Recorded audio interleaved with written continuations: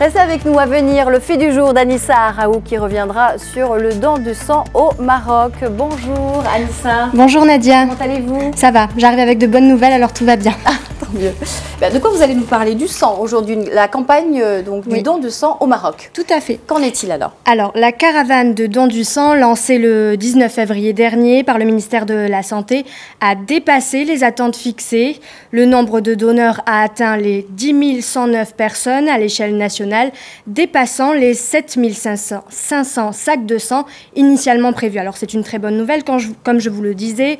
Toutes les villes connaissent une forte affluence, notamment Casablanca, Marrakech, Fès et Oujda, qui ont enregistré le nombre de donneurs le plus élevé dans tout le Maroc, permettant ainsi l'augmentation du stock de sang au niveau national, équivalent aux besoins de 10 jours, Nadia. Alors, il faut dire que le Maroc connaît une pénurie de sang depuis plusieurs mois maintenant, hein. Alors oui, tout à fait. Les centres de transfusion sanguine manquent de pochettes de sang dans de nombreuses villes du royaume. Cette crise perdure depuis plusieurs mois.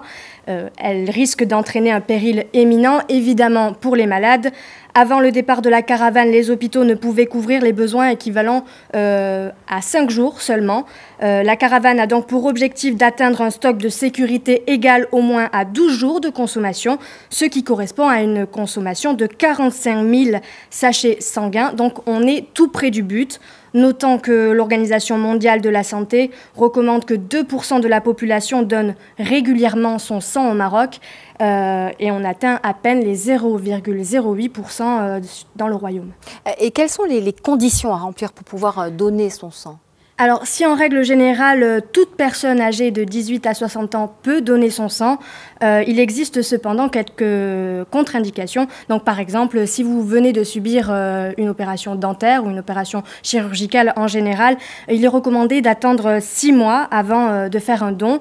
Le donneur est obligé de passer devant le médecin pour une entrevue durant laquelle il devra répondre à quelques questions d'ordre médical. L'entrevue est évidemment confidentielle et permet aux praticiens finalement de s'assurer que le don ne représente aucun risque pour le receveur. D'accord, aucun risque. Donc pour le receveur, c'est noté. On ira donner notre sang alors. Tout à fait. Alors, juste petit point, pour ceux qui hésitent encore, sachez que le groupe sanguin O est ce qu'on appelle un donneur universel.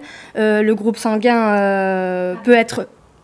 Oui, le groupe sanguin peut être donné à tous les autres groupes, mais cette personne-là ne peut pas recevoir tous les groupes sanguins. Et qu'en est-il du groupe AB ?